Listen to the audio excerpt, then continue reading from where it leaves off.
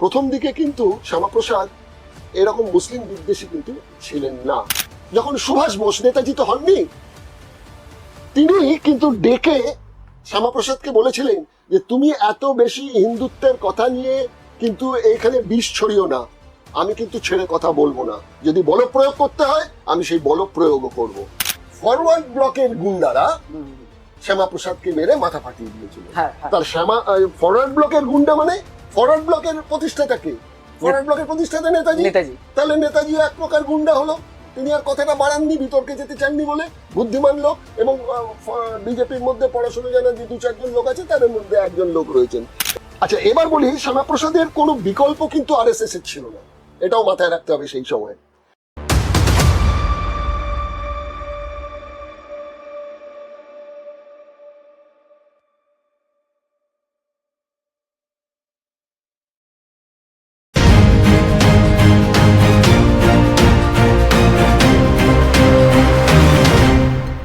নমস্কার, আমি সন্তোষ শর্মা এবং আপনারা দেখছেন রেশনালিস্ট নিউজ বাংলায় যুক্তিবাদী খবর। তো এই আজকের বিশেষ খবরে নিয়ে এসেছি আমরা ডক্টর শ্যামাপ্রসাদ মুখার্জিকে। পশ্চিমবঙ্গে পরিবর্তন এলো, বিজেপি সরকার গঠন হলো এবং এই সরকার গঠনের পরেই ডক্টর শ্যামাপ্রসাদ মুখার্জি উঠে এলেন জনগণের মাঝখানে এবং উঠে আসার সঙ্গে সঙ্গেই বিতর্কিত মন্তব্য ছুটে আসছে সোশ্যাল মিডিয়ার মাধ্যমে। মাঝে মধ্যে শাসক দলের নেতারা শ্যামাপ্রসাদ মুখার্জিকে নিয়ে বক্তব্য রাখছেন, আবার নেতাজি সুভাষচন্দ্র বসুকে নিয়েও এমন বিতর্কমূলক প্রশ্ন তুলছেন। তো সবই নিয়ে আমরা আজকে যুক্তিমনস্কভাবে আপনার সামনে তুলে ধরব। তার জন্য আমাদের সঙ্গে আছেন বিশেষ অতিথি সাংবাদিক সুজিত চ্যাটার্জি। নমস্কার সন্তোষ, প্রথমেই তোমাকে এবং রেশনালিস্ট নিউজকে ধন্যবাদ জানাচ্ছি যে এই প্রসঙ্গে আমাকে বলবার একটু সুযোগ করে দেওয়ার জন্য। সেটা হচ্ছে, বাঙালির চোখের মণি শুধু বলবো না, অন্যতম প্রধান নায়ক হিসেবে কিন্তু বাঙালি দেখে হিন্দু মুসলিম সব ধর্মের মানুষই, সেটা হচ্ছে নেতাজি সুভাষচন্দ্র বোসকে। আচ্ছা, নেতাজি সুভাষচন্দ্রকে তোমায় দুটো ভাগে ভাগ করতে হবে, আর শ্যামাপ্রসাদ মুখোপাধ্যায়কেও দুটো ভাগে ভাগ করতে হবে। কিভাবে? শ্যামাপ্রসাদ মুখোপাধ্যায়ের একটা জীবন হচ্ছে তার আইনজ্ঞ এবং বিশ্ববিদ্যালয়ের উপাচার্য থাকাকালীন একটি বিষয়। আরেকটা বিষয় হচ্ছে কি, নেতাজির দুটো বিষয়, একটা হচ্ছে সুভাষচন্দ্র এবং পরে আজাদ হিন্দ ফৌজের পর নেতাজি। সুতরাং নেতাজির জীবনের দুটি অংশ, শ্যামাপ্রসাদ মুখোপাধ্যায়ের জীবনের দুটি অংশ। শ্যামাপ্রসাদ মুখোপাধ্যায় সঙ্গে সুভাষচন্দ্রের সম্পর্ক কেমন ছিল, এই কথাটা কিন্তু বারবার উঠে এসেছে। আমাকে একটা কথা মাথায় রাখতে হবে, সুভাষচন্দ্র যখন বাইরে পড়তে গিয়েছিলেন তখন থেকে তিনি খোঁজ খবর রাখছিলেন যে বাংলায় কি হচ্ছে, ভারতবর্ষে কি হচ্ছে। তিনি কিন্তু ওখান থেকে চলে আসেন, চলে এসে দেশবন্ধু চিত্তরঞ্জনের সঙ্গে যোগাযোগ করেন। দেশবন্ধু চিত্তরঞ্জন তখন কংগ্রেসের প্রতি বীতশ্রদ্ধ হয়ে নিজে স্বরাজ্য দল বলে একটি দল তৈরি করেন। তিনি এসে বললেন সুভাষচন্দ্র যে আমি আপনার সঙ্গে এই রাজনীতিতে ভারতবর্ষের স্বাধীনতা সংগ্রামের একজন সৈনিক হতে চাই। যোগাযোগ হয়ে গেল এবং সুভাষচন্দ্রের সঙ্গে দেশবন্ধু চিত্তরঞ্জন এবং তার স্ত্রী বাসন্তী দেবী, এই তিনজনের মানে পিতা পুত্রের মতন সম্পর্ক তৈরি হয়ে গেছিল। মানে একদম মায়ের ভূমিকায় ছিলেন বাসন্তী দেবী, ঠিক যেরকম বিবেকানন্দের সঙ্গে ছিল সারদা দেবী। সারদা দেবীকে বিবেকানন্দ হাইকোর্ট বলে ডাকতেন, এখানেও সেরকমই হাইকোর্ট ছিলেন বাসন্তী দেবী, তার কোনো কথা সুভাষচন্দ্র ফেলতে পারতেন না। এই আমাদের চিত্তরঞ্জন দাস এটা বেঙ্গল প্যাক্ট তৈরি করেছিলেন। কেন না, মুসলিমদের এই যে বলা হয় না যে মুসলিমদের তোষণ, মুসলিমদের তোষণ, পূর্ণ মিথ্যে কথা। মুসলিমদের তোষণ যেটা করা হয়েছে রাজনৈতিক কারণে, যারা যারা করেছে বিভিন্ন দল, তারা বাইরের দিকে তোষণ করেছে। সত্যিকারের মুসলমানদের উন্নতি হোক, আদিবাসীদের উন্নতি হোক, তপশিলি মানুষদের উন্নতি হোক, সেটা কিন্তু তারা ভাবেননি। আর সেটা যদি ভাবতেন তাহলে মতুয়া দলের তরফ থেকে কিন্তু আলাদা সংগঠন এত ফ্লারিশ করতো না এবং মুসলিম লীগ তৈরি হওয়ার কারণটাও সেটা থাকতো না। আজকের দিনেও আপনারা মিলিয়ে দেখুন, যে বামপন্থীরা বলে থাকেন যে তারা মুসলিমদের জিনিসটা দেখেন, সংখ্যালঘুদের ব্যাপারটা তিনি দেখেন, যদি দেখবেই তাহলে মুসলিম ভোটটা সরে গিয়ে কেন চলে গিয়েছিল মমতা ব্যানার্জির পক্ষে? মমতা ব্যানার্জি তো তার আগে এমন কোনো প্রমাণ রাখেননি যে তিনি মুসলিমদের জন্য অনেক করেছেন। বামেদের প্রতি বীতশ্রদ্ধ হয়েই কিন্তু মুসলিম ভোট চলে গিয়েছিল মমতা ব্যানার্জির কাছে। তারপর যখন দেখা গেল যে না, মমতা ব্যানার্জির আমলে তো মুসলিমরা সঠিকভাবে কিছু পাননি, তারা কিন্তু আলাদা আলাদা করে আবার ছোট ছোট ভাবে দলও তৈরি হয়ে গেল। তোর অন্যতম তো রয়েছে, আপনারা জানেন, আইএসএফ, নওশাদ সিদ্দিকী। তারা তো রাজনীতির লোক ছিলেন না, তারা তো পীর পীর ফ্যামিলির মানুষ। তারাও বাধ্য হলেন রাজনৈতিক দল করতে, যে মুসলিমদের কথা যেন মুসলিমদেরই বলতে হবে, আর কেউ বলার মতন আসেনি। চিত্তরঞ্জন দাসের মতন আরেকজন মানুষ কিন্তু বাংলায় উঠে আসেননি যারা এই মুসলিম বা সংখ্যালঘু আদিবাসী বা বাকিদের কথা ভাববেন। আরেকজন ছিলেন বীরেন্দ্র শাসমল, সে প্রসঙ্গে পরে আসবো। তার প্রতিও কিন্তু আমাদের যারা হিন্দুত্বের কথা বলেন, আমি সব রাজনৈতিক দলের কথাই বলছি, বীরেন্দ্র শাসমলের সঙ্গেও কিন্তু তারা ঠিক ব্যবহার করেননি, এবং বিতর্কিত হয়ে যাবে বলতে গেলে যে সুভাষ বসু করেননি। যাই হোক, প্রসঙ্গ যখন কথা হচ্ছে শ্যামাপ্রসাদের সঙ্গে এবং আমাদের নেতাজির কথা হচ্ছে, স্বরাজ্য দল ভেঙে গেল। কেন ভেঙে গেল না, হঠাৎ চিত্তরঞ্জন মারা গেলেন। তারপর কি হলো, কংগ্রেসের সঙ্গে আবার যুক্ত হলেন আমাদের নেতাজি। আর ইতিমধ্যেই তো হিন্দু মহাসভাতে যোগ দিয়ে ফেলেছেন আমাদের রিটায়ার করার পর, উপাচার্য হিসেবে রিটায়ার করার পর আমাদের যিনি ভারত সেবাশ্রমের অধ্যক্ষ যিনি ছিলেন স্বামী প্রণবানন্দ, তার আশীর্বাদ এবং তার পরামর্শে যে হিন্দু বাঙালিদের হয়ে কথা বলার জন্য। কিন্তু আরেকটা মজার ব্যাপার, প্রথম দিকে কিন্তু শ্যামাপ্রসাদ এরকম মুসলিম বিদ্বেষী কিন্তু ছিলেন না। ছোট জাত, নিচু জাত, যার কথা বলছিলাম আমি, যে সেটা হচ্ছে তারকেশ্বরের প্রকাশ্য সভায় দাঁড়িয়ে তিনি এইসব কথাগুলো বলেছিলেন, সেগুলো কিন্তু ছিল না। কিন্তু পরবর্তীকালে তাকে হতে হলো, তার কতগুলো কারণ অন্যান্য ছিল, সেখন বলতে গেলে এখন অনেক বড় ঘটনা হয়ে যাবে। কিন্তু আমি যেটা বলতে চাইছি সেটা হচ্ছে যে এই নেতাজি যখন সুভাষ বোস, নেতাজি তো হননি, তিনি কিন্তু ডেকে শ্যামাপ্রসাদকে বলেছিলেন যে তুমি এত বেশি হিন্দুত্বের কথা নিয়ে কিন্তু এখানে বিষ ছড়িও না, আমি কিন্তু ছেড়ে কথা বলবো না, যদি বল প্রয়োগ করতে হয় আমি সেই বল প্রয়োগও করব। এই শুরু হয়ে গিয়েছিল দুজনের মধ্যে একটা দ্বৈরথ। চট্টগ্রামে সভা করছেন সুভাষচন্দ্র বোস, সেখানে গিয়ে শ্যামাপ্রসাদ এবং তার বাহিনী প্রচার করেছেন যে ইনি বাঙালি হিন্দুদের বিরোধী, এর জনসভায় আপনারা যাবেন না। সুভাষচন্দ্র তখন এটাও বলেছিলেন, এবং হয়েও ছিল ঘটনাটা, এখানে তো যে যে ভাষণগুলো দিতে যেখানে যেখানে হিন্দু মহাসভার তরফ থেকে যেতেন আমাদের শ্যামাপ্রসাদ মুখোপাধ্যায়, সেখানে গিয়ে কিন্তু ভাঙচুর করে দিত ওই ফরওয়ার্ড ব্লকের ছেলেরা। তুমি তো জানো যে কয়েকদিন আগেই এখানকার যিনি রাজ্য সভাপতি শ্রমিক ভট্টাচার্য, তিনি বলেছেন যে দুজনের, স্বীকার করেছেন যে দুজনের মধ্যে বনিবনা ছিল না, এবং ফরওয়ার্ড ব্লকের গুন্ডারা শ্যামাপ্রসাদকে মেরে মাথা ফাটিয়ে দিয়েছিল। তার ফরওয়ার্ড ব্লকের গুন্ডা মানে ফরওয়ার্ড ব্লকের প্রতিষ্ঠাতাকে, ফরওয়ার্ড ব্লকের প্রতিষ্ঠাতা নেতাজি। তাহলে নেতাজিও এক প্রকার গুন্ডা হলো। তিনি আর কথাটা বাড়াননি, বিতর্কে যেতে চাননি বলে, বুদ্ধিমান লোক, এবং বিজেপির মধ্যে পড়াশোনা জানা যে দু চারজন লোক আছে তাদের মধ্যে একজন লোক রয়েছেন, এবং সেগুলোকে নিয়ে মাঝে মাঝে উনি এগুলো সুন্দর মিষ্টি ভাষা, সুন্দর কথা বলতে পারেন তো শ্রমিক বাবু, দুষ্টুমি দুষ্টুমি শব্দ ব্যবহার করে দিয়ে একটু ছুঁড়ে ছুঁড়ে দেন কথাবার্তাগুলো, তিনি ভালো করে জানেন কি বলছেন না বলছেন, সেটা আলাদা কথা। কিন্তু সেই জিনিসটাকে তৈরি করে দেওয়া হলো। এবং এখানে যেটা প্রচেষ্টা চলছে যে সুভাষ বোসের পাশাপাশি, সুভাষ বোসকে মুছে দেওয়া যাবে না বাঙালির মধ্যে, ওই সুভাষ বোসের পাশাপাশি শ্যামাপ্রসাদকে একদম পাশে তুলে আনতে হবে। তার জন্য যত রকমের প্রচার প্রসার এবং যা কিছু করার, ওই মূর্তি নির্মাণ, 125 ফুটের মূর্তি নির্মাণ 200 কোটি টাকা খরচা করে সেটা করা হবে, আর সিলেবাসের মধ্যে ঢোকানো হবে, ইত্যাদি ইত্যাদি করা হয়েছে। এখন এখানে আরো কতগুলো বিষয় রয়েছে। যে নেতাজির সাথে সুভাষ, নেতাজি বলবো না আমি, সুভাষচন্দ্র বলবো, ইংরেজরা বলতো সুভাষ শ্রী বাসু, সুভাষচন্দ্র বলতেন না, সুভাষ শ্রী বাসু এটা বলতে ইংরেজরা বলতো, পুলিশের খাতায় সেরকমই লেখা আছে।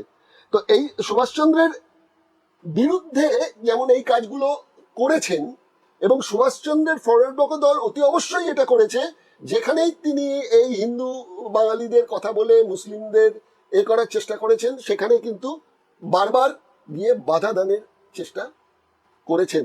সুভাষচন্দ্র লিখেছেন, তার লেখা থেকে বলছি, ভারতের হিন্দু জননায়কদের মধ্যে দেশবন্ধুর মতো ইসলামের এত বড় বন্ধু আর কেহ ছিলেন বলিয়া আমার মনে হয় না। তিনি হিন্দু ধর্মকে এত ভালোবাসিতেন যে তার জন্য প্রাণ দিতে প্রস্তুত ছিলেন, অথচ তার মনের মধ্যে গোঁড়ামি আদৌ ছিল না। আমি জিজ্ঞাসা করি, কয়জন হিন্দু নায়ক বুকে হাত দিয়া বলিতে পারেন তারা মুসলমানকে আউদ্য ঘৃণা করেন না? ঐতিহাসিক সূত্র বলছে, হিন্দু মুসলিম বিভাজনে হিন্দু মহাসভার যত মিটিং হতো, কলকাতায় সুভাষচন্দ্রের ফরওয়ার্ড ব্লক বাহিনী তা ভেঙে দিত। শ্যামাপ্রসাদ নিজেও তার লেখা লিপস ফ্রম এ ডায়েরিতে স্বীকার করেছেন। তদানীন্তন আরএসএস জনসংঘ ও এবিভিপি নেতা বলরাজ মাধব তার ডায়েরিতে লিখে গেছেন, সুভাষচন্দ্র বসু তার সমর্থকদের বলেছিলেন হিন্দু মহাসভাকে আটকাতে। হিন্দুত্ববাদী সাম্প্রদায়িক শক্তিকে বাংলায় ভয় দেখানোর সিদ্ধান্ত নিয়েছিলেন সুভাষচন্দ্রের ফরওয়ার্ড ব্লকের স্বেচ্ছাসেবীরা। তার লোকেরা হিন্দু মহাসভার সভা ভেঙে প্রার্থীদের মারধর করত। শ্যামাপ্রসাদ তা অগ্রাহ্য করে একটি সভায় বক্তৃতা দিতে যান। ভাষণ চলাকালীন পাথরের টুকরো ছোড়া হয়, মাথায় আঘাত লাগে শ্যামাপ্রসাদের। এই ঘটনা কতটা সত্য বা মিথ্যে প্রমাণিত না হলেও এটুকু বোঝা যায় যে সুভাষচন্দ্র ও শ্যামাপ্রসাদের সম্পর্কের অবনতি ঘটেছিল। এবার বলছি তোমায়, 1940 সাল ফরওয়ার্ড ব্লকের দলীয় মুখপত্র ছিল ফরওয়ার্ড, কাগজটার নাম। তাতে সুভাষচন্দ্র লিখলেন, কয়েকজন মহাসভা নেতার নিযুক্ত কৌশলগুলি আমাদের বেদনা ও শোকের কারণ সৃষ্টি করেছে। হিন্দু মহাসভা কোনো স্বচ্ছ লড়াই লড়েনি। তাদের প্রার্থীদের মধ্যে এমন লোকেরাও অন্তর্ভুক্ত ছিল যারা কংগ্রেস পুর সমিতি ভেঙে দেওয়ার জন্য তাদের সর্বস্তরের চেষ্টা করেছিল, এবং সেই লক্ষ্যে ব্রিটিশ এবং মনোনীত কাউন্সিলর গোষ্ঠীর সহযোগিতায় কর্পোরেশনে ঐক্যবদ্ধ হয়েছিল। তাদের মধ্যে কয়েকজনকে পুনরায় নির্বাচিত করা হয়েছে এবং তারা ভবিষ্যতে কিভাবে আচরণ করবে তা সহজেই অনুমান করা যায়। শ্যামাপ্রসাদ তার ডায়েরিতে লিখেছিলেন, সুভাষ তার সঙ্গে দেখা করেন এবং হুঁশিয়ারি দিয়ে বলেন যে হিন্দু মহাসভা রাজনীতি করতে এলে প্রয়োজনে বল প্রয়োগ করে তা তিনি আটকাবেন। আবার এই সুভাষচন্দ্র কিন্তু এখানে যখন তিতিবিরক্ত হয়ে গেলেন এই কংগ্রেসের ব্যবহারে, কংগ্রেস ত্যাগ করলেন, ফরওয়ার্ড ব্লক তৈরি করলেন, সেই সময় তিনি চলে গেলেন রাসবিহারী বসুর ডাকে জাপানেতে। ইন্ডিয়ান ন্যাশনাল আর্মি যেটা তৈরি করেছিলেন সেইটার দায়িত্ব রাসবিহারী বসু তখন বৃদ্ধ হয়ে গেছেন, জাপানে একটা ছোট রেস্টুরেন্ট তিনি চালাচ্ছেন, তিনি এই দায়িত্বটা নেতাজিকে দিতে চাইলেন। আচ্ছা, এই যে বিষয়টা এটা বলা হচ্ছে, কিন্তু রাসবিহারী বসু হিন্দু মহাসভার সঙ্গে যুক্ত ছিলেন। দেখো, যে হিন্দু মহাসভার নেতা শ্যামাপ্রসাদ মুখার্জির সঙ্গে নেতা সুভাষচন্দ্রের এখানে এত ঝামেলা, সেই সুভাষচন্দ্র যাচ্ছেন রাসবিহারী বসুর সঙ্গে দেখা করে জাপানেতে। তার ওই যে ইন্ডিয়ান আর্মি যেটা ছিল আইএনএস, তার সেটাকে নিজের দিকে নিয়েছেন, নাম পরিবর্তন করে আজাদ হিন্দ ফৌজ তিনি নাম দিলেন। এবং সে সম্পর্কে কিন্তু বিপ্লবী রাসবিহারী বসুর বইমাত্র এক ভাই আছেন, তার নাম অধ্যাপক বিজন বিহারী বসু। তিনি রাসবিহারীর জীবন কাহিনী নিয়ে 1956 সালে একটা বই লিখেছিলেন। তাতে তিনি উল্লেখ করেছেন 1938 থেকে 1940 পর্যন্ত ভীর সাভারকার ভারতের হিন্দু মহাসভার সভাপতি ছিলেন। ঠিক এই সময় রাসবিহারীও জাপানস্থিত হিন্দু মহাসভার সভাপতিত্ব করেছিলেন। জাপান যুদ্ধে অবতরণ করবার পূর্ব পর্যন্ত উভয় দেশকর্মীর মধ্যে ভাবের আদান প্রদান ছিল। রাসবিহারীর ইচ্ছে ছিল জাপানে তিনি একটা হিন্দু মন্দির তৈরি করবেন। এ তো গেল রাসবিহারীর সঙ্গে হিন্দু মহাসভার সম্পর্কের কথা, কিন্তু বিজন বিহারী বাবু তার বইতে আরো যে একটি বিস্ফোরক মন্তব্য করেছেন সেই প্রসঙ্গে বলি। উনি লিখেছেন, মহাযুদ্ধ আরম্ভ হইবার পর সাভারকারের সঙ্গে নেতাজি সাভারকার ভবনে সাক্ষাৎ হয়। সাভারকার নেতাজিকে রাসবিহারীর একটা পত্র দেখাইয়া বলেন, আপনি কোনো প্রকারে দেশের বাহিরে চলিয়া যান, সেখানে শত্রু হস্তে বন্দী ভারতীয় সৈন্য লইয়া এক সেনাদল গঠন করুন ও রাসবিহারীর সহিত একযোগে কার্য করুন। অচির ভবিষ্যতে নেতাজি সাভারকারের পরামর্শ গ্রহণ করিয়াছিলেন।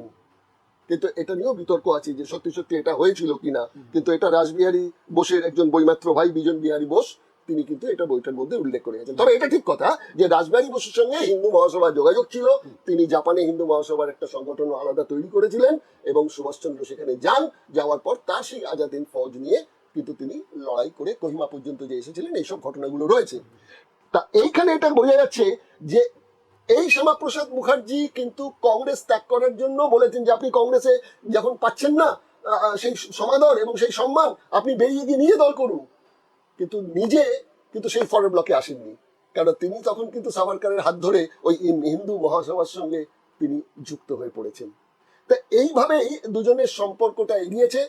তারপরে তো তুমি জানোই সুভাষচন্দ্র নিখোঁজ হয়ে গেলেন। রাজনীতিতে হিন্দু মহাসভার পক্ষে রইলেন আমাদের শ্যামাপ্রসাদ মুখোপাধ্যায়। কিন্তু এখানেও একটা টুইস্ট আছে। কি টুইস্ট আছে?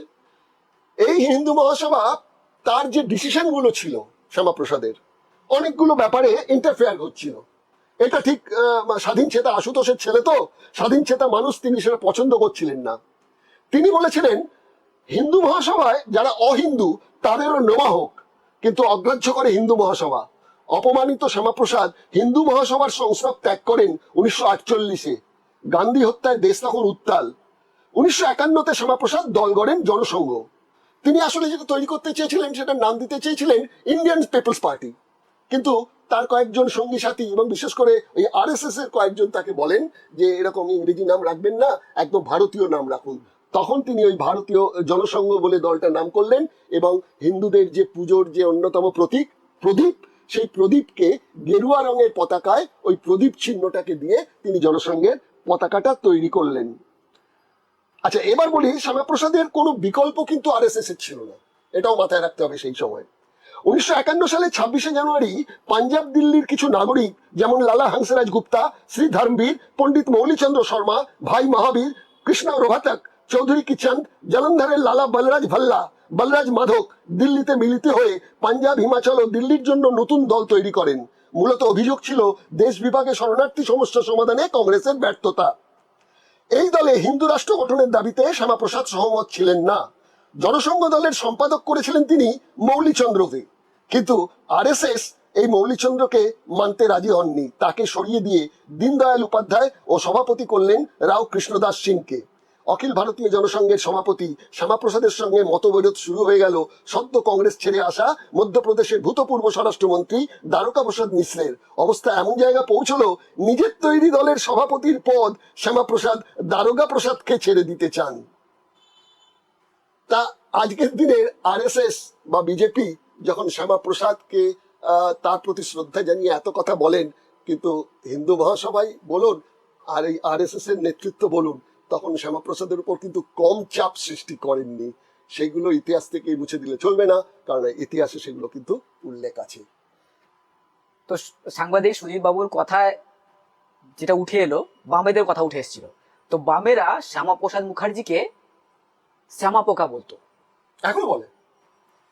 মানে যে বামফ্রন্ট বাংলায় 34 বছর শাসন করেছে, সেই বামফ্রন্টের সঙ্গে আরএসএস নাকি তীব্র বিরোধী। এরা পশ্চিম, তোরা হলো পূর্ব। বামেরা এখন বলে বেড়াচ্ছে, তারা প্রচার আরো এনেছে কি এই যে হিন্দুত্ববাদী দল আরএসএস এর যে পার্টি বিজেপি, তাকে আমরাই আটকাতে পারবো, বামেরাই আটকাতে পারবো। এবং তার সূত্র ধরে আমরা যেটা জানতে পারছি, এই বামেরাই ডক্টর শ্যামাপ্রসাদ মুখার্জিকে শ্যামাপোকা বলে ডাকতেন। ব্যাপারটা কি? দেখো, তোমাকে এইটা সম্পর্কে বলতে গেলে একটু পিছিয়ে যেতে হবে, 1925 সালে পৌঁছতে হবে। 1925 সালে কিন্তু আরএসএস এর সৃষ্টি, মাথায় রাখতে হবে। সে বছরই কিন্তু ভারতেও কমিউনিস্ট পার্টির সৃষ্টি, একই বছর। কিন্তু এই 1925 সালে যখন এখানেতে আরএসএস তৈরি হলো, তাদের কাছে কিন্তু দুটো মাত্র এজেন্ডা ছিল।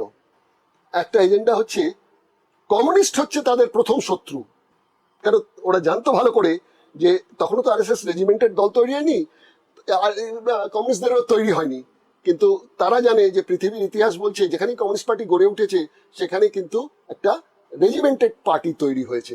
তারাও কিন্তু সেটাকে নকল করেছেন এবং মিস্টার মুঞ্জে যিনি ছিলেন আরএসএস এর, তিনি কিন্তু চলে গেছিলেন সোজা ইটালিতে। গিয়ে ইটালির যিনি প্রধান, আপনারা সকলেই খুব ভালো করে জানেন, মুসোলিনির সঙ্গে যোগাযোগ করে জেনে এসেছিলেন কিভাবে একটা রেজিমেন্টেড একটি পার্টি তৈরি করে জনগণকে মোহিত করে রাখা যেতে পারে। সেইটার ফলশ্রুতিতেই আরএসএস বলেছিল আমাদের প্রধান শত্রু হচ্ছে কমিউনিস্ট, দ্বিতীয় শত্রু হচ্ছে মুসলিম, খ্রিস্টান, সংখ্যালঘু, এরা। এই দুটোই তাদের মোটো ছিল।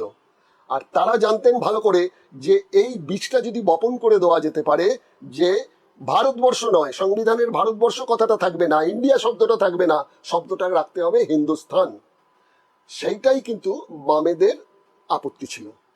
তখনকার দিনে শুধু বাম বলবো না, তার মধ্যে আমি বলবো কংগ্রেসের একটি প্রগতিশীল অংশ ছিল যারা একটু লেফটিস্ট ঘেঁষা, আর তার সঙ্গে ছিল লোহিয়াপন্থী সমাজবাদী যারা ছিলেন তারা। এরা কিন্তু বুঝে গিয়েছিল যে ভারতবর্ষের এই আসল শত্রু যদি হয় তাহলে আরএসএস। আবার আরএসএস ভেবে নিয়েছিল যে আমাদের অস্তিত্বকে কায়েম করতে গেলে সবচেয়ে বড় শত্রু যদি থাকে তাহলে এই বামেদের, কারণ এখানেই সঠিকভাবে লেখাপড়া জানা এবং রেজিমেন্টের দল হিসেবে এরাই উঠে আসতে পারে। সেই এই দুজনের যে বিষয়টা রয়েছে, যার জন্য সবসময় এদের বলা হয়, আরএসএস এবং বিজেপি বারবার বলে যে এরা লেনিন, স্ট্যালিন, মার্কস, এরা বাইরের লোককে নিয়ে নাচানাচি করে, ভারতবর্ষের এরা জাতীয়তাবাদী নয়। আবার এরা বলে যে এরা হচ্ছে স্বাধীনতা সংগ্রামের সঙ্গে এদের কোনো সম্পর্ক ছিল না। সত্যি কথাই, শ্যামাপ্রসাদ মুখার্জি কবে জেলে গেছেন এর জন্য জাননি, কিন্তু কমিউনিস্ট পার্টির অনেকে স্বাধীনতা সংগ্রামের জন্য কিন্তু জেলে গিয়েছিলেন, কংগ্রেসের অনেকে জেলে গিয়েছিলেন, সমাজবাদী যারা ছিলেন তারা জেলে গিয়েছিলেন। এবং এই মার্ক্সবাদী আদর্শে অনুপ্রাণিত হয়ে ভগৎ সিং, তখন পাঞ্জাবে যে গদর পার্টি তৈরি হয়েছিল, তার মৃত্যুর আগের পর্যন্ত কিন্তু যে বইটা তিনি পড়ছিলেন, মানে সকালবেলা এসে যখন ভগৎ সিংকে ডাকা হচ্ছে ওঠো তোমার ফাঁসি হবে, সেই সময় কিন্তু ভগৎ সিং পড়ছিলেন লেনিনের সিলেক্টেড ওয়ার্কস বলে একটা বই পড়ছিলেন।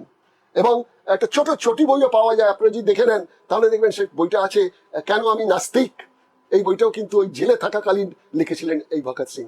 এরা প্রত্যেকেই কিন্তু বলেছে যে জাতীয়তাবাদের আড়ালে হিন্দু সাম্প্রদায়িকতার বীজ বপনকারী সেই জনসংঘ, যেই জনসংঘ জনতা দল তৈরি হওয়ার সময় নিজেদের সাইনবোর্ডটাকে তুলে দিয়ে ঢুকে পড়লো জনতা দলের মধ্যে, এবং পরবর্তীকালে সময় বুঝে তারা সেই জনতা দল ত্যাগ করে ভারতীয় জনতা পার্টি তৈরি করলো। তা এই হচ্ছে মোটামুটি বিষয়, যে সমাজবাদী এবং যারা মার্কসিস্ট বামপন্থী তাদের সঙ্গে যে অহিনকুলের যে সম্পর্কটা, সেই সম্পর্কটা এস্টাবলিশ হচ্ছে, যার জন্য ওরা বলেছেন এরা জাতীয়তাবাদী নন, দেশদ্রোহী, রাষ্ট্রদ্রোহী। আবার ওদিকে ওরা বলেছেন যে শ্যামাপ্রসাদকে শ্যামাপোকা এবং বিজেপিকে বলেছে হিন্দু সাম্প্রদায়িক দল। তাহলে এই যে বাংলায় আজকে 2026-এ বাংলায় ক্ষমতা এসছে সেই শ্যামাপ্রসাদেরই বর্তমান পার্টি বিজেপি। এখন বিজেপিকে আটকাতে গেলে সেই বামেরা ভাবছে কি আমরাই একমাত্র বিকল্প আটকাতে পারবো। দেখো, বামেদের মধ্যে দুটো বিভাগ আছে। একটা হচ্ছে গিয়ে এই সংসদীয় রাজনীতিতে ভোটের পার্সেন্টেজ নিয়ে পাওয়া বামেরা, তাদের সঙ্গে এই লিবারেশন যে গ্রুপটা এখন যুক্ত হয়ে গেছে, তারা এসইউসিও অনেকগুলো শর্তে তাদের সঙ্গে একসঙ্গে তারা কাজ করছে, কারণ হিন্দু সম্প্রদায়কে তার বিরুদ্ধে লড়তে গেলে বামেদের এক হতে হবে। এটা অনেক দেরিতে বুঝেছে বামেরা অনেকটা ভাগে বিভক্ত হয়ে রয়েছে। তুমি দেখো CPI, CPIM, CPIML, CPIML liberation, CPIML মাও, এরকম আলাদা আলাদা হয়েছে। ফরওয়ার্ড ব্লক রয়েছে পরবর্তীকালে, যারা সোশ্যালিজমের ফরওয়ার্ড ব্লক ছিল।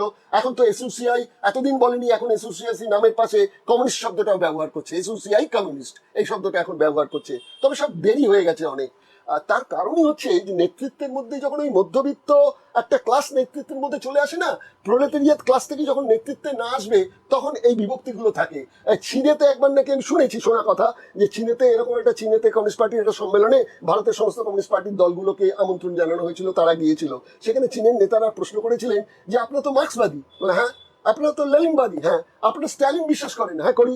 আপনারা মাওয়ের আদর্শ বিশ্বাস করেন, হ্যাঁ করি। তাহলে আপনাদের এতগুলো দল কেন? এই প্রশ্ন কিন্তু উঠেছিল সেখানেতে। তার কারণ হচ্ছে ওই বাঙালির দুর্গাপুজো দেখবে একটা শুরু হয়, তারপর চারটে টুকরো হয়ে চারটে পুজো হয়েছে, এভাবেই তো বেড়েছে। একই পাড়ার মধ্যে ধরো 1 কিলোমিটারের মধ্যে দেখবে 3খানা পুজো হচ্ছে, ওই একটা পুজো থেকে ভেঙে হয়েছে বাঙালির নেতৃত্বে। এখানেও তাই, ওই যখন উচ্চবিত্ত এবং মধ্যবিত্ত শ্রেণীর হাতে পরিচালিত হয়ে কমিউনিস্ট পার্টি তৈরি হচ্ছে তখন ভেঙেছে এবং মানুষ দিশাহারা। বামপন্থের যে প্রচার প্রসার যেভাবে হওয়া উচিত ছিল সেভাবে হয়নি। সংসদীয় রাজনীতিতে তারা এমনভাবেই লুপ্ত হয়ে গেছে আস্তে আস্তে। এখন বামপন্থীরা বলছেন যে এতদিন আমাদের লড়াই ছিল, সামনে তৃণমূল কংগ্রেসের সঙ্গে লড়াই করতে হয়েছে, এখন আর মাঝখানে কেউ নেই, ডাইরেক্ট এখন আমাদের প্রধান যে শত্রু, এই শত্রুর সঙ্গে আমরা এখন মুখোমুখি লড়াইতে যাচ্ছি। এখন জানি না তাদের লড়াইতে তারা আগামী দিনে কবে সেই জায়গাটা তৈরি করতে পারবেন, তাদের স্বপ্ন কবে সাকার হবে, সেটা তো একটা আলাদা প্রশ্ন। কিন্তু একটা প্রশ্ন সত্যি উঠে আসছে, সেটা হচ্ছে যে বাংলার ইতিহাসে বাংলার যে কালচার, এই কালচারের মধ্যে এই মুহূর্তে বিজেপির শ্যামাপ্রসাদ মুখার্জিকে ছাড়া আর কাউকে নিয়ে এগোনোর মতন সম্ভব হচ্ছে না। যার জন্য তারা মাঝে মাঝে দেখবে ভোটের সময় বিবেকানন্দকে টানেন, আমাদের বঙ্কিমচন্দ্র চট্টোপাধ্যায়কে টানেন, বঙ্কিম দা বলেন কাছের মানুষ ব্যাপারে। এবং বঙ্কিম দা বলে ফেলেন কেন? বলে ফেলেন এই জন্যই যে এই বাঙালি কালচারটার সঙ্গে অভ্যস্ত নন, এবং যারা বাঙালি নেতৃত্বে এখানে আছেন তারাও এটা শিখিয়ে পড়িয়ে তৈরি করেন না যে কিভাবে বাংলাতে প্রেজেন্টেশনটা দিতে হবে। সেটা হচ্ছে না। যাই হোক, আগামী দিনে কি হবে জানি না আমি, তবে ইতিহাস তো থেমে থাকে না, ইতিহাস তো থাকবেই। যখন যেই বিকৃত করুক না কেন, বামপন্থীরাই বিকৃত করুক আর ডানপন্থীরাই বিকৃত করুক, আসল ইতিহাস কিন্তু লুকিয়ে আছে। সাধারণ মানুষকে যেটা আমার বলার থাকবে সেটা হচ্ছে যে আপনারা যে কোনো পন্থার চশমাটাকে সরিয়ে রাখুন, চশমাটাকে সরিয়ে রেখে সেই তথ্যগুলো খুঁজে বার করে আসল সত্যটাকে একটুখানি জানার চেষ্টা করুন। তার কিন্তু অনেক অবকাশ আছে, এবং আমি যতটুকু জানি ততটুকু তোমার ন্যাশনাল নিউজ চ্যানেলের মাধ্যমে আমি জানাবার চেষ্টা করলাম। এটুকুই আমার কর্তব্য বলে আমি মনে করছি। তো সাংবাদিক সুজিত বাবুকে অনেক অনেক ধন্যবাদ। 125তম জন্মবার্ষিকীতে ডক্টর শ্যামাপ্রসাদ মুখার্জিকে নিয়ে শাসক দল যে নতুনভাবে ইতিহাস তুলে ধরার চেষ্টা করছে, সেখানে হতে পারে কিছু ভুল হতে পারে বা সঠিক হতে পারে, কিন্তু দর্শকদের কাছে অনুরোধ করব কি আপনারা শাসক দলের কথায় বা ন্যাশনালিস্ট নিউজের কথায় নয়, আপনার নিজের চোখ কান খুলে ইতিহাস নিজে খুঁজুন, সত্যটা তুলে ধরুন। স্কুল সিলেবাসে শ্যামাপ্রসাদ মুখার্জিকে কীভাবে তুলে ধরা হবে সেটা যারা শিক্ষাবিদ তারা ঠিক করবেন, সরকার শ্যামাপ্রসাদ মুখার্জিকে কীভাবে তুলে ধরবেন সেটা তাদের ব্যাপার, কিন্তু আমাদের ন্যাশনালিস্ট নিউজের কাজ হলো যুক্তির দৃষ্টিতে শ্যামাপ্রসাদ মুখার্জি বাংলার মানুষের সামনে উঠে আসুক। আপনি জানার জন্য অবশ্যই যদি আরও কিছু জানতে চান ন্যাশনালিস্ট নিউজের সঙ্গে যোগাযোগ করুন। এবং আজকে ডক্টর শ্যামাপ্রসাদ মুখার্জিকে নিয়ে এইটুকুই। দেখতে থাকুন ন্যাশনালিস্ট নিউজ। নমস্কার।